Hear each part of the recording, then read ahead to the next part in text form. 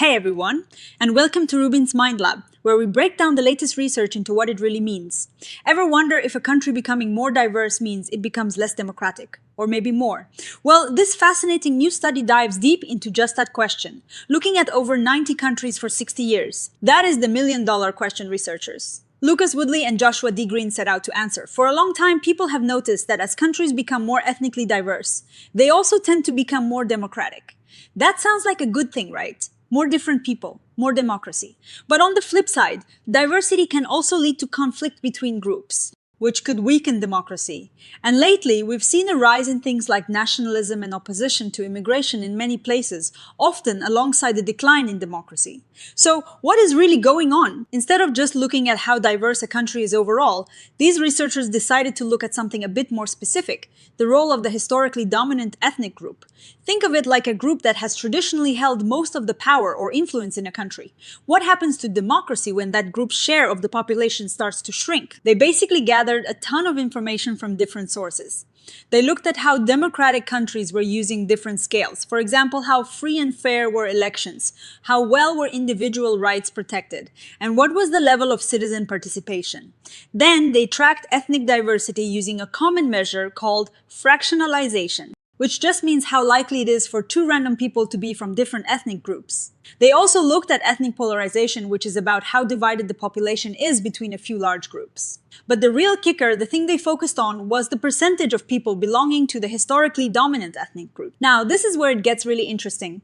What they found using some pretty complex statistical tools is that when the share of the historically dominant ethnic group starts to decline, that predicts a drop in several kinds of democracy. We're talking about electoral democracy, which is about free and fair elections, liberal democracy, which protects individual rights, egalitarian democracy, where everyone has equal power and resources, and participatory democracy, where citizens can get involved in political processes. But here is the incredible part, the twist that really changes the story. It is not just a simple decline and fall. After that initial dip in democracy following a decline in the dominant group share, the researchers found that countries often experience a period of democratic resilience. It is like democracy bounces back, and over the long run, democratic institutions might actually get stronger. This suggests that, while there are challenges, democratic backsliding caused by these demographic shifts might be reversible. Let's break down that time effect a bit more. Imagine the dominant group's population share drops by just 1%.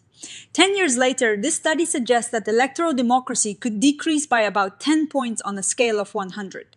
That sounds like a significant drop. But then another 10 years pass, so 20 years after that initial 1% drop, democracy doesn't just recover, it actually rebounds even higher than its starting point. They predict a 16-point increase, leading to a net gain of about 7 points compared to where it was before the decline. That is a huge turnaround. And that positive effect seems to continue, with democracy staying strong even 30 years later. It shows that democracy is, in a way, like a muscle that can get stronger with use and adaptation. What about the other measures of diversity? Interestingly, they didn't find a strong, consistent link between just overall ethnic fractionalization, the probability of picking two different ethnic groups, and the quality of democracy. It didn't consistently predict drops or gains. Even ethnic polarization, which focuses on how divided people are, didn't show a significant relationship with democratic quality in their models. So, why this pattern? The researchers propose that when a dominant group's status or power feels threatened by a declining population share, it can initially lead to resistance or a desire for more exclusionary policies. This can strain democratic institutions. But over time, people get used to each other. As diverse groups interact more, negative stereotypes can fade, and people become less anxious about those from different backgrounds. This can lead to improved attitudes between groups. There are also generational shifts.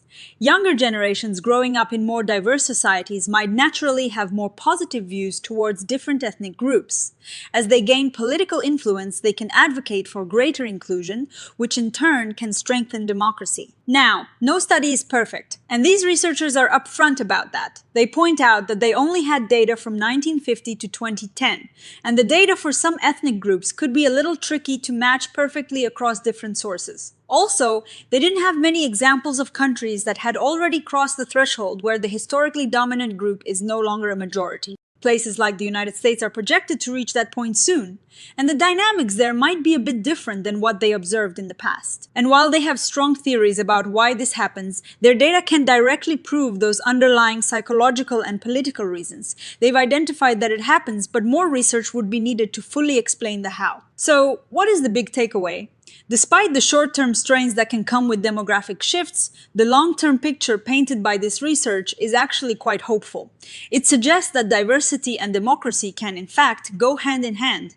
The key challenge isn't just diversity itself, but how societies navigate the transition when the historically dominant group's population share changes. They argue that the real issue to focus on isn't just how many different groups there are, but specifically how the power dynamics shift with the declining share of the dominant group. This research really highlights the importance of finding ways to build bridges and foster a sense of shared community, especially as societies become more diverse. Understanding these dynamics can help us build stronger, more resilient democracies for the future. It gives us some concrete ideas about what factors matter most and how to think about strengthening democracy as the world continues to change. It is a reminder that while change can be challenging, it doesn't have to lead to a decline in democratic quality. In fact, it might just be an opportunity for growth and resilience.